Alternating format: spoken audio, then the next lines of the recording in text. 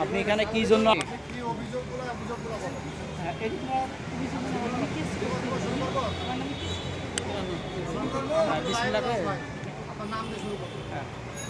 আমার নাম আমার নাম মুসাম্মদ রিজিয়া।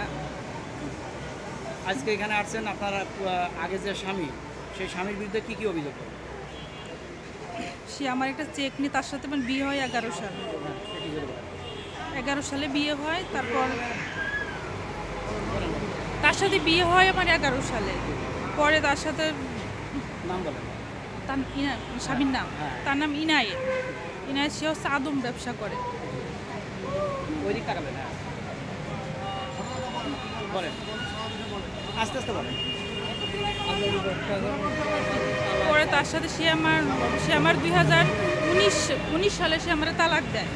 তালাক দেওয়ার তারপরে আবার তার সাথে 2 বছর সংসার করার পরে আমি চলে আসি। একটা বাচ্চাও আছে।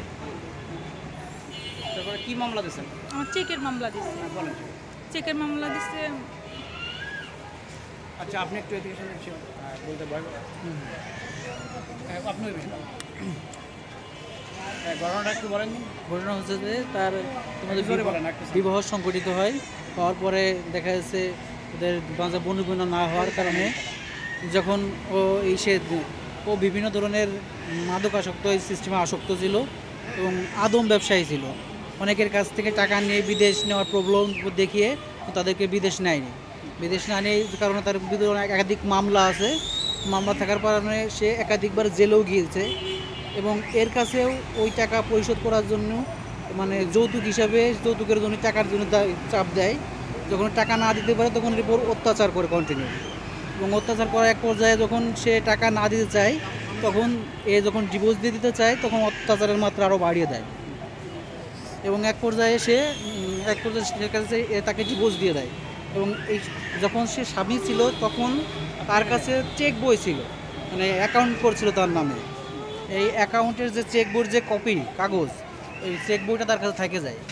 এই চেক বই দিয়ে সে দেখা যাচ্ছে পরবর্তী তার পরিবার থেকে অন্য জায়গা থেকে দেখে শুনে বিয়ে দেওয়া হয় এবং তাই সেইটা না দেখতে পেরে তার শত্রুতামূলক কারণে তার ক্ষতি করার জন্য তার নামে ভুয়া কেস দেয়। ওই যে চেক বইটা পূর্বে ছিল সেইটা দিয়ে তার নামে একাধিক চেক বই দিয়ে কেস দেয় এবং ওই চেক বইয়ের যা স্বাক্ষরগুলো সে জাল স্বাক্ষর দিয়ে স্বাক্ষর দেয় আর কি। এবং এই চেক বই যে অ্যাকাউন্ট নম্বরটা ছিল ওই অ্যাকাউন্ট নম্বরে পর্যন্ত কোনো টাকা লেনদেন হয় নাই। সেইটা দিয়ে এদের উদ্দেশ্য প্রণীতভাবে মানে এদের ক্ষতি করার জন্য আমাদের যাতে তার সংসারটা সঠিকভাবে না থাকে এই জন্য সে এই কাজগুলো করেছে। এবং সে আপনি তো পরের স্বামী। জি। এর আগে যখন বিয়ে করছিল মামলা কি আপনার ঘরে এসে খাইছে নাকি ওই ঘরে থাকা? না, মামলা সে যখন এখানে চলে আসে বিয়ে হওয়ার পরে, বিয়ে হয় আমাদের 20 বছর, 2 বছর পরে সে ওই চেক বই দিয়ে মামলা দেয় এবং তার কাছের কিছু আত্মীয় লোক দিয়ে এই চেকের মামলাটা দেয়। এই চেক বইটা তার কাছে ছিল, সে কাছের আত্মীয় দিয়ে সেই কাজটা করে সে। এখন আপনারা কি সেই মামলায় কি? আমরা চাচ্ছি সেই মামলার জন্য আমাদেরকে হয়রানি করা হচ্ছে এবং করতে হচ্ছে, আমাদের কোন অফিসে যাওয়া লাগতেছে। এই কারণে আমরা চাচ্ছি কে আসে বাদী হয়েছে? মামলার বাদী হচ্ছে আপনার ওইখানে তারা আর জাহিদ, ওরা দুজনই ওদের বাড়ির প্রতিবেশী, আশেপাশের লোকজনই, এবং তারা ওদের প্রতিষ্ঠিত এবং এইটা হয়রানিমূলক কী করছে যাতে আমাদের সমস্যা সৃষ্টি করে।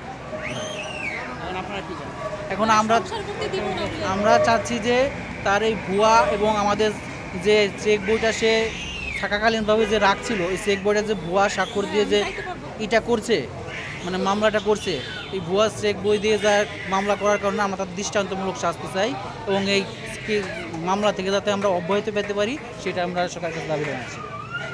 আপনি তো মেয়ের বাবা।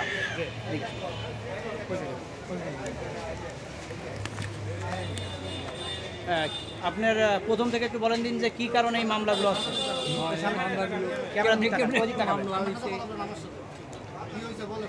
মামলাগুলো হয়েছে হলো আমার মেয়ে তো আগে বিয়ে দিয়েছিলাম, ও লোক তো খুব সিটার লোক, জানি না আমি জানি না, বুঝছেন, জানি না। পরে খুব শীত পরে আপনার ওই আমার মেয়েরা খুব অত্যাচার করতে, বুঝছো।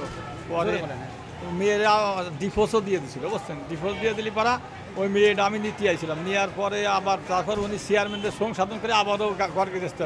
পরে আমি মেয়েটা নিয়ে ডিভোর্স দিয়ে দিয়েছিলাম, বুঝছেন।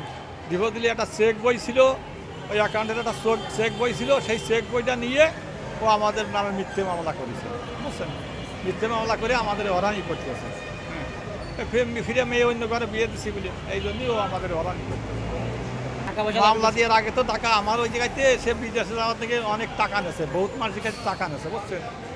টাকা নিয়েছিল মানুষের কাছে, দাবি তো করিয়েছিল, আমার কাছে দাবি করছে। যে আপনাদের দাবি কি? আমাদের দাবি কি, আমাদের এই মিথ্যে মামলাতে আমরা সরকারের কাছে দাবি আমাদের একটু অবগত দিই সরকার, যাতে পাই যাতে পাই আমরা।